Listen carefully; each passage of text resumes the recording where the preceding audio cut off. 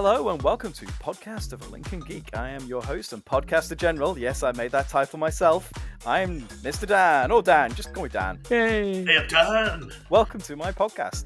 You'll notice I'm taking the lead on this one, Mr. Chris. I have had a mutiny, and I have done a little shift to our podcasting program for today, trying a new thing we're going to call Game Spotlight, where we each take it in turns to talk a lot about a game we particularly love from our collection, or a game we just find really interesting. Are you finally doing it? Are you finally forcing it into an episode where we can't edit you out? I'm going to make it impossible for our lovely editor, Mr. Gregor, to erase from the podcast. I'm going to talk about the game you all know I kind of like. It's all right. Beep, beep, beep, beep, beep, beep. You kind of like, because let's face Kind of. it, you don't just kind of like this game. I Dan. don't have like a second copy that I keep on a silk pillow in the. You're not obsessed. You haven't led the development of our TTS mod. No, of course not. That doesn't sound like something I do at all, Chris. No, not at all. So, so before I reveal the game, which I'm sure you'll all be very surprised with, instead of just briefly skimming games for just a couple of minutes each, we're just going to dedicate an entire episode just to talking about our experience with this one particular game. The first game, because it's my show, this one, I'm going to talk about my favourite game ever, which is Twilight Eclipse, the board game. Based on the new... No, I'm just kidding. It's Battlestar Galactica, the board game. Dum, shock, horror. Yeah, so for those noobs who haven't heard you talk about Battlestar for basically every podcast episode... If you haven't seen any of our other content, you Yeah. probably might not have heard of Battlestar Galactica, the board game. I'm guessing that's based on the TV show, Battlestar Galactica. It is based on the TV show. It is the reimaging version, not the 70s version. The premise is kind of the same, but it's kind of the gritty reboot that this board game is based on. And that's kind of what got my attention originally. I think the reason why I'm so obsessed or have such fond memories of this game is because I think it's like the first proper modern game I got. This was back in a period, and Chris can attest to this, our carefree mid to late 20s. Remember, Chris? Yeah. Yes, we were. Yes.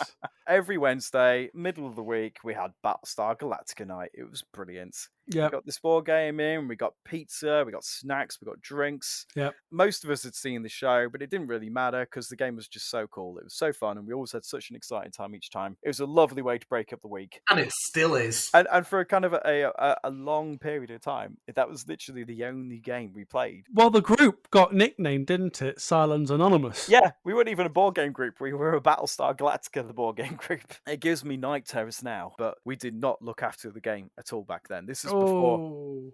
This is before we started obsessively sleeving everything. Well, aren't you on board number 3, technically? Yeah, well, you've just spoilt my story there, George. I am on board number 3. We spilt so many drinks on this. Numerous beers, ciders, all over the Battlestar. It wasn't the Cylons that destroyed the Battlestar Galactica. It was our constant drinking that caused the ship to erode.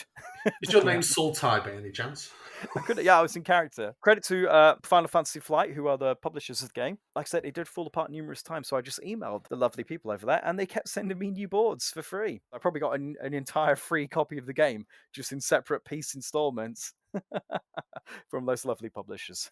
The basic concept of the game is it's based on the TV show where you're all members of the Battlestar Galactica, not surprisingly, which is a spaceship fleeing from a huge race of genocidal robots trying to kill you all. And you've got the last scattered remains of the humans with you, and you have to try and work together to overcome crises, and you have to make tough decisions about what to sacrifice. Sometimes you have to sacrifice food, or do you lose fuel, or even people. You have to make all these decisions just like the show, with the aim of getting your ragtag bunch of humans kicking and screaming to safety away from these robots menace that is chasing you. Unfortunately, some of you are undercover Cylons, as in you are robots that have evolved. Hashtag spoilers. Yeah, well, I'm sorry. I won't mention who they are in the show, just in case. The show's 20 years old. I think we're okay. Right? Yeah, I think so too. Yeah. You'll get a card at the beginning of the game to say if you are human or Cylon. If you're human, obviously you've got nothing to hide. You've just got to try and stay alive, which is hard enough without the Cylons. If you are a Cylon, you have to sabotage the efforts of the humans and just try and make sure they don't get to their destination by either making them run out of fuel, food, morale, or even just people. If you just kill all the people, then you win. The show is over if you stop them getting to their destination before the end of the game. I love this game. I enjoyed this show, and this just kind of fit the theme of the show so well. It wasn't just a cheap cash in. You're actually on the ship. You have tough decisions popping up all the time. You don't Yeah. know who to trust. A lot of the fun of this game is just from throwing your friends out of the airlock, which never gets old. Actually, we have had a resurgence. For a long time, we didn't play this game, but now since the digital renaissance, it's back on the menu again, which is brilliant. It's got a good following because people either like the theme, don't they? Yeah. Or they like the mechanics, or they like the hidden traitor element of the game, because of course that's what it is. It's a hidden traitor game. That's It's right. social deduction. You've got to try to figure out who's telling the truth and who's lying. If they do get outed, it's not over. Yes. And this is one thing that we love about this game, isn't it? Even if you are not very good at keeping a poker face, Exactly. even if your cover does get blown really early, it's not over for you. No. You'll just you can go to the Cylon location as a separate part of the board, which you normally can't get to, and you can do more overtly evil actions from there. Yeah, that's a very good point, Chris. I mean, quite the trouble with social deduction games sometimes if you get outed early, it's pretty much over.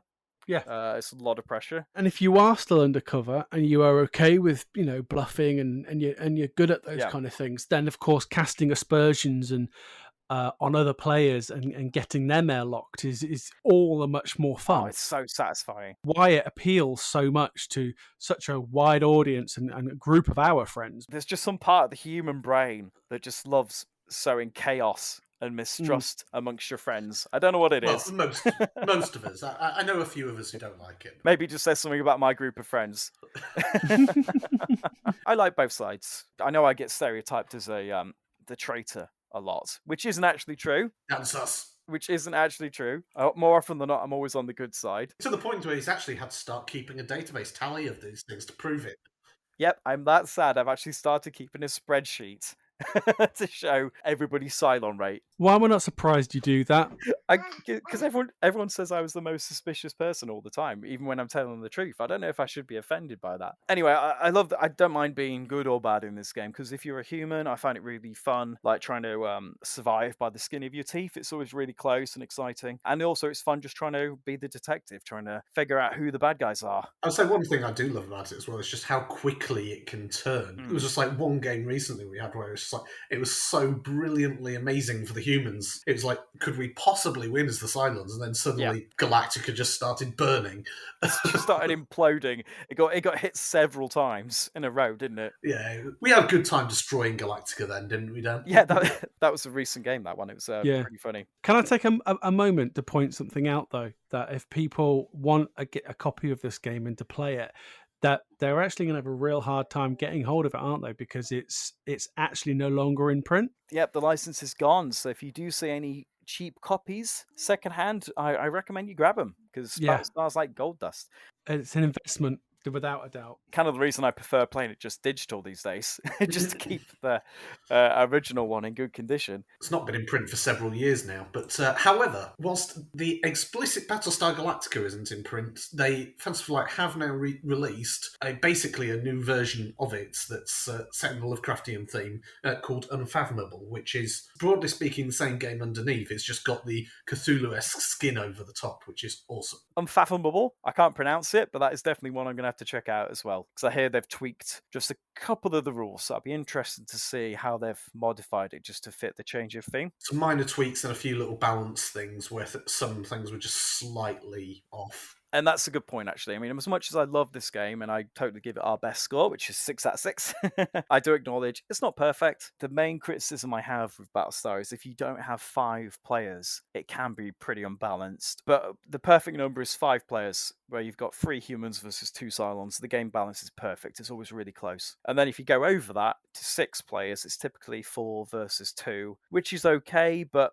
you do have a thing where sometimes like a pilot, for example, they could eject into space on their turn, and great, they're ready for combat, but by the time it's come back round to them, Galactica's already jumped, so they've gone back inside the hangar deck again. But I also think pilots have some of the best support capabilities in this game as well. No one else can jump into a spaceship, go do a couple of actions, rescue some civvies, and then go back into the ship and go man a gun or go use a room. Everyone else is just, manning guns, jumping or using rooms. They can't go and fly a spacecraft. Pilots get a lot of the glory. We get all the glory. I love being a pilot. It's like the last game we played. Simon, he actually flew out in a Viper and did what we call the Death Star Challenge, which is try and take down a base star, which is one of the Cylon headquarters ships, all by himself in just a little ship. He needed an 8 to damage it, and he actually managed to roll it on an 8-sided dice, and it was just. And then got the double damage critical hit as well. And he got the double damage token, so he nearly took out one of the enemy main ships with a really weak little fighter. I think I remember doing that myself as well, early days when we first started playing as part of our group, Cylons Anonymous. I remember doing that. We were all dead excited. It was great. You did get some really good exciting moments, and the majority of games I always find come always right down to the wire. Only one resource of everything left. You've only got a tiny little bit of fuel left, and you've just got to do one final crisis to win the game, and it's always like on a knife's edge. I still remember sort of the first time we played it, where Galactica just appeared and like it had just been irradiated, and there was just happens to be just with that final jump, the last of the population died, and it was just like, oh man, such a haunting image. It's just this empty ship. I think we've all rated this 6, haven't we? Not quite. Possibly might have been a 5. I don't know, George. Did you give it a 5? I can't remember what George rated this. I think it was a 5 for me. Again, just because of the mild balance issues. Just before we finish, we do have a couple of comments from our Discord. We've got our regular Pete. He's a common Cylon as well, actually. He's got quite a high Cylon rate, and I've got the Excel spreadsheet to prove it. He says, I absolutely love the game. I've been known to drive from where I live in South England up to Lincoln, about 3 hours drive, purely just to play the game with Dan. I love it that much. His only real issue with the game is the RNG, so that's a random number god, for people not familiar with that, such as when a Cylon is forced to reveal sooner than they'd like, or if an experienced player finds themselves in an active role and may not know the best way to help their side win, especially if they're pitted against an opposing side with a lot of experience. So that's it. So it can be hard for new players, which is very, very valid. There's a lot of things which are based on dice rolls, and whilst there's cards which can mitigate it, some days you just cannot win just because the dice hates you. Yeah, my tip would be just to not get attached to your characters. Yeah. Because it's just one random crisis, one random dice roll, and you're dead. Obviously, you'll come back as a different character or go to the Cylon place. The thing about newbies is pretty valid as well. I don't know why it is, but they always, whenever we try and introduce the game to a new person, they always end up drawing the Cylon card. Yeah. And it's really hard because they have to try and learn how to play the game, but also learn how to play it badly. Yeah. And with subterfuge, trying not to give away the fact that you're a Cylon, and you're like, so, if a Cylon got this card, how would you deal with that? What actions can Cylons do? Yeah, it's really hard. And it always seems to happen that way. And with the way the cards go, sometimes you might just have only one Cylon. Usually you meant to have 2, but sometimes you might only draw 1. I've seen so many games where it's just the completely new person as a Cylon on their own against 4 very experienced people. That's just the way the cards go, isn't it? Sometimes, I guess. It is the way the cookie crumbles. Liz says she has to follow Pete on that. The game can be daunting to get into as a newbie. Very valid point, but I'm always happy to play this game, so don't you worry. I'm sure we'll get a few of them in. It's a deep game with fairly clear basis, even without knowing the show. Yeah, you don't need to know the show. It's kind of a bonus if you do, but I don't think you need to actually watch it. And the element of trust and betrayal is, for me, super fun. Totally agree. Also, our new reviewer from the Down Under, Julian, loves this game as much as we do as well. So that's always a great positive as well. You've got good taste there, Julian. Right, well, I think that's been a pretty good rant about the game. I've got it all out of my system. Have you, though? I don't know. Oh, I do have one funny story, I suppose. When we first played the game, I read the rules really badly. This is the first ever game. You're only supposed to end up with 2 Cylon players, and I ended up with 5 Cylons. And it was the shortest game ever. I think we died in about 4 turns. It was hilarious. Read the rules. Read the rules. Read the rules carefully. Or, unless you don't have a friendly rules lawyer, find our Discord on our website. Exactly. And you can join in and play it on Tabletop Simulator with us, which of course is DOALG.co.uk. Or, as George would often say, if you like typing really long things, it's diaryofalincolngeek.com. You've took that from him. What's he going to say now, George? I think it's just simple to get your geek on. There we go. Well, thank you, everyone. I hope you enjoyed the first Game Spotlight. This has been episode 1 of Game Spotlight on a podcast of a Lincoln Geek. It's been great talking with you all. Take care, everyone, and keep gaming. Yep, keep gaming.